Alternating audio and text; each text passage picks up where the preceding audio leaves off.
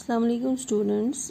So today we are going to study the 11th chapter of a textbook, that is Love Across the Salt Desert by Kiki N. Daruwala.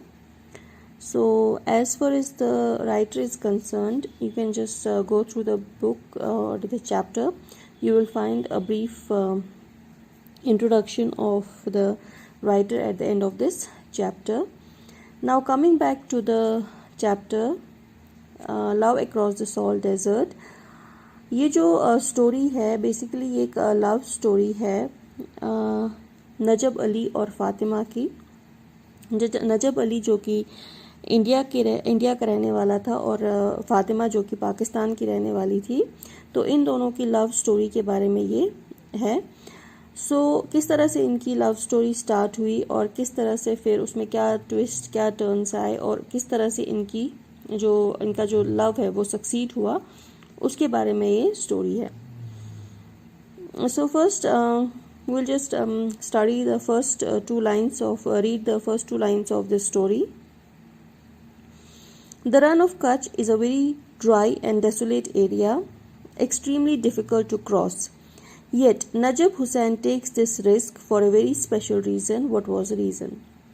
ये कहते हैं कि जो run of Kutch है ये गुजरात में बहुत ही बड़ा एक जिसको हम कहते हैं सॉल्ट डेजर्ट है।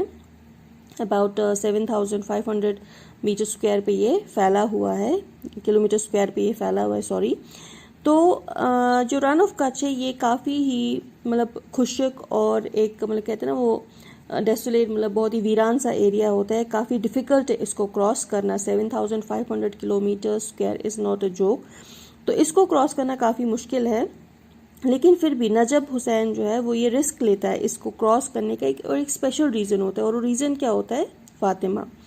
अब हम कहते हैं कि देखते हैं कि इनकी जो ये स्टोरी है ये कैसे स्टार्ट हुई और किस तरह से फिर नजब अली ने इतना बड़ा रिस्क उठाया इस डेजर्ट को क्रॉस करना, इस रन ऑफ कच्छ को क्रॉस करना, फिर उसके बाद दूसरे एरिया में जाना, पाकिस्तान के एरिया में जाना।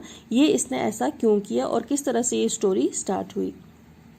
तो स्टार्टिंग में ये कहते हैं इस स्टोरी में लिखा है कि जो रन ऑफ कच्छ है इसमें 3 सालों से ड्रॉट का जो सिलसिला है वो चलता आ रहा था। ड्रॉट मीन्स कहत, मतलब बिल्कुल भी बारिश नहीं हुई थी, सूखा पड़ा हुआ था 3 सालों से। और अगर बादल आते भी थे वहाँ से तो बादल ऐसा लगता था कि जैसे बादल इस जगह को अनदेखा कर रहे हैं और अनदेखा करके गुजर रहे हैं।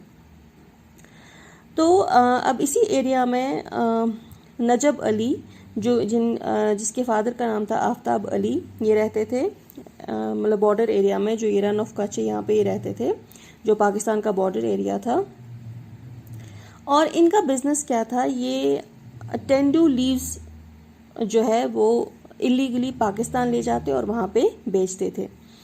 तो इनके इस काम में कौन इनकी हेल्प करता था? एक आदमी था जिसका नाम था जमान, वो इनकी हेल्प करता था इन मतलब बॉर्डर क्रॉस करने में। वो काफ़ी उसको मतलब वहाँ पे मतलब ऑफिसर्स के साथ जिनके साथ भी जान पहचान थी और इसको मतलब रास्तों को अच्छे से पता था, तो ये इनको हेल्प करता था। ये इलीगली बॉर्डर क्रॉस करके पाकिस्तान चले जाते थे। नजब अली और इसके जो फादर थे आफ्ताब अली टेंडू लीव्स लेके, तो ये किस्म का तंबाकू होता है, टेंडू लीव्स इसका तंबाकू बनता है, तो ये लेके ये जाते थे कहाँ? पाकिस्तान, और वहाँ पे इसको इलीगली स्मगल करते थे।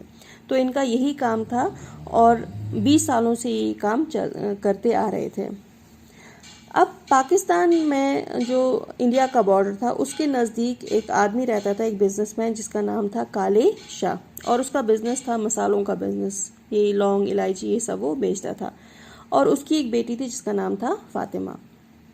तो अब ऐसे ही जैसे मतलब ये बॉर्डर क्रॉस करते थे नजब अली और आफ्ताब अली ज़बान को लेकर, और वहाँ पे टेंडू लीव्स बेचते थे। अब इस टेंडू लीव्स के बेचने में भी इनको ज़्यादा कुछ फ़ायदा नहीं होता था। 500 रुपये का ये खरीदते थे इंडिया में और उसके बाद पाकिस्तान में ये 1200 का बेचते थे। 1200 का बेचने के बाद इनको कुछ हिस्सा थोड़ा बहुत पैसा ज़मान को देना पड़ता था, थोड़ा बहुत पैसा कुछ ऑफिसर्स को देना पड़ता था, तो इनके पास थोड़ा बहुत बच जाता था जिसके इनकी ज़िंदगी बसर हो जाती थी। तो इसी दौरान एक दिन जब ये पाकिस्तान जाते हैं तो वहाँ पे नजब अली का फादर आफ्ताब अली जो है वो इसको ले जाता है काले शाह के पास और कहता है कि ये तुम्हारी माँ का कुछ दूर दराज का एक रिलेटिव है, तो उससे मिलाता है। वहाँ पे नजब अली की मुलाकात होती है फातिमा से। फ़ातिमा इसको देख कर ये देखती है कि काफ़ी इनोसेंट सा, काफ़ी बहुत ही अच्छा मतलब लड़का होता है, तो इसको देख के स्माइल पास करती है। नजब अली भी इसको देख के स्माइल पास करता है क्योंकि ये बहुत ही खूबसूरत होती है। फ़ातिमा बहुत ही मतलब इसकी आंखें, इसका जो मतलब कलर काफ़ी खूबसूरत होती है, काफ़ी अट्रैक्टिव होती है, तो ये इसको देख के स्माइल पास करता है। तो शाम हो जाती है और इसी तरह से अब ये बात नहीं करते लेकिन एक दूसरे को देख के स्माइल पास करते हैं। तो इनके बीच में कुछ ऐसा कुछ लगता है, कुछ अफेयर टाइप कुछ स्टार्ट होता है, लेकिन एक दूसरे से बात नहीं कर पाते। लेकिन शाम को जब नजब अली और आफ्ताब अली अब वापस निकलने वाले होते हैं, तो नजब अली हिम्मत करके इसको कहता है कि अगली बार जब मैं आऊँगा तो मैं इस ज़मान और अपने फादर के बिना यहाँ आऊँगा तुमसे मिलने के लिए। तो फ़ातिमा को लगता है कि ऐसा कैसे हो सकता है, ये इतना दूर मुझसे मिलने आएगा और वो भी अकेले, ये ऐसे इस वक्त बोल रहा है। तो ये चले जाते हैं। अब नजब अली जो होता है ये काफ़ी मतलब अब सोच में पड़ जाता है कि नहीं, मुझे अब फ़ातिमा से मिलने जाना है। तो ये अब जो अपना इरादा है वो पक्का कर लेता है और अपना जो इसने वादा किया होता है कि इसे फ़ातिमा से ये पूरा करने के लिए चल पड़ता है। ये अपने जो इसका एक केमल होता है जिसका नाम होता है अल्लाह रखा, उसको लेकर सफ़र के लिए निकल जाता है। अब इसको पता होता है कि रास्ता कहाँ से, क्योंकि काफ़ी टाइम मतलब इसको 20 साल हो गए होते हैं अपने फादर के साथ ये काम करते हुए, तो ये इसको पता होता है कि कौन सा रास्ता है, किस तरह से बॉर्डर क्रॉस करना है, किस टाइम पे किस जगह रुकना है और किस टाइम पे किस जगह कैसे चलना है, ये सब इसको पता होता है, रास्तों का पता होता है। तो ये अपनी जर्नी स्टार्ट करता है। जर्नी स्टार्ट करते करते ये एक जगह पहुँचता है जिसका नाम है पंच में पीर। एक सैक्रेड जगह होती है, एक मतलब श्राइन जैसा होता है जिसका नाम होता है पंचमय पीर। वहाँ चला जाता है अपने ऊँट को रख के। तो वहाँ पे ये मतलब दर्शन के लिए जाता है और वहाँ जाके फिर ये कुछ गरीबों में खाना बांट देता है जो इसके पास होता है, और वहाँ पे कुछ खाना नीचे फेंक देता है और थाली बजाता है। थाली बजाने से क्या होता है, वहाँ पे जैकॉल्स आते हैं। ये वहाँ का मानना होता है अगर जो हमने खाना फेंका है फिर थाली बजाने से जैकॉल्स आएंगे और वो सारा खाना खा जाएंगे, तो जो भी आपकी दिल की मुराद है वो पूरी हो जाएगी। तो ये थाली बजाता है जो वहाँ का एक रिवाज होता है, और जैकॉल्स आके इसका ये सारा खाना खा जाते हैं। उसके बाद ये एक दिया जलाता है, फिर ऐसे माथा टेक के फिर निकल जाता है अपने सफ़र पे। तो इसी तरह से दिन रात सफ़र कर करके जहाँ पे इसको पता होता है कि खतरा है वहाँ पे ये दिन को रेस्ट करता है और रात के टाइम निकल जाता है। और फाइनली ये इस जो रन ऑफ कच्छ इसको क्रॉस करके ये पाकिस्तान के बॉर्डर पे पाकिस्तान में पहुँच जाता है। पाकिस्तान पहुँचने के बाद ये फ़ातिमा के फादर से मिलता है। काफ़ी हेक्टिक सफ़र होता है इसके लिए, काफ़ी मुश्किलों से भरा हुआ होता है, लेकिन ये अपना जो इरादा है वो छोड़ता नहीं और फाइनली ये पाकिस्तान पहुंच जाता है। तो वहाँ पे फ़ातिमा का जो फादर है उससे मिलता है। वो कहता है कि तुमने ना टेंडू लीव्स लाए ना कुछ, तुम क्या करने आए हो यहाँ। कहता है कि मेरे पास गोल्ड के बैंगल्स है, मैं आपसे मसाले खरीदूँगा और उसके बदले मैं आपको गोल्ड के बैंगल्स दे दूँगा।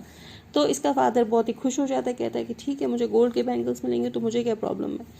तो ये बैठ जाता है रात को वहाँ। तो फिर रात को ये बाहर जो गौशाला है वहाँ पे सो जाता है। तो रात के समय ये फ़ातिमा से मिलने चले जाता है। कहता है कि तुम क्या चाहती हो। वो कहती है कि मेरे फादर जो है मेरी शादी यहीं पे एक आदमी से करना चाहते हैं जो काफ़ी अजीब है और वो स्टैमर भी करता है और लोग उसका मजाक उड़ाते हैं, हकलाता है तो लोग उसका मजाक उड़ाते हैं। तो मेरा फादर जो है मेरी शादी उससे करना चाहता है, लेकिन मैं उससे शादी नहीं करना चाहती। तो जो नजब अली है वो उसे कहता है कि क्या तुम कभी ऊँट पे चढ़ी हो, ऊँट का सफ़र तुमने कभी किया है, कैसा रहेगा अगर तुम ऊँट का सफ़र करके मेरे अल्लाह रखा के ऊपर मतलब इसके ऊपर बैठोगी और कुछ सफ़र तय करोगी। तो अब जो ये फ़ातिमा है ये बिल्कुल खामोश हो जाती है, और खामोशी का मतलब ही होता है कि ये इसके साथ जाना चाहती है। तो दूसरे दिन शाम के टाइम, जब शाम का वक्त होता है, अब इसके निकलने का टाइम होता है, और इसका जो फादर होता है फ़ातिमा का वो इस आस में होता है कि वो मुझे गोल्ड के बैंगल्स देगा शाम के टाइम और मेरे से मसाले लेके निकल जाएगा अपने सफ़र पे।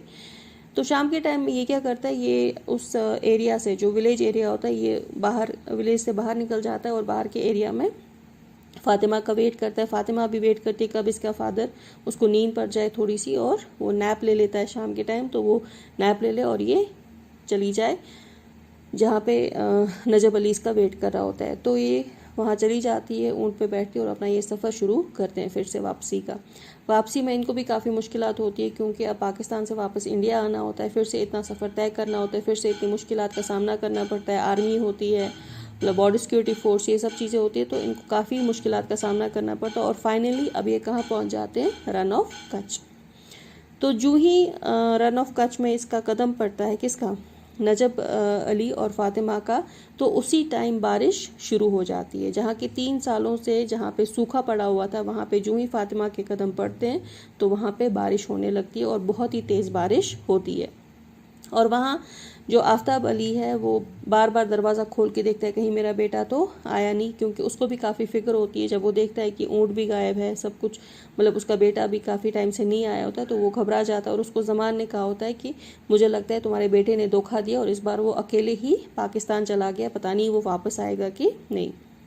तो वो बेचारा अगर दरवाजे पे हल्की सी दस्तक होती है तो वो दरवाज़ा खोल के देखता है, लेकिन वहाँ सिर्फ हवा चल रही होती है। तो फाइनली ज़ोर से दस्तक होने लगती है कंटिन्यू, और वो जब दरवाज़ा खोल के देखता है तो वहाँ पे उसका बेटा होता है। और बेटा जो होता है वो कहता है कि तुमने क्या लाया कुछ। अब नजब अली उसको, सॉरी, आफ्ताब अली उसको पूछता है कि तुम कुछ लेकर आए वहाँ से। वो कहता है कि हाँ मैं लेकर आया, और किसकी तरफ इशारा करता है, फातिमा की तरफ।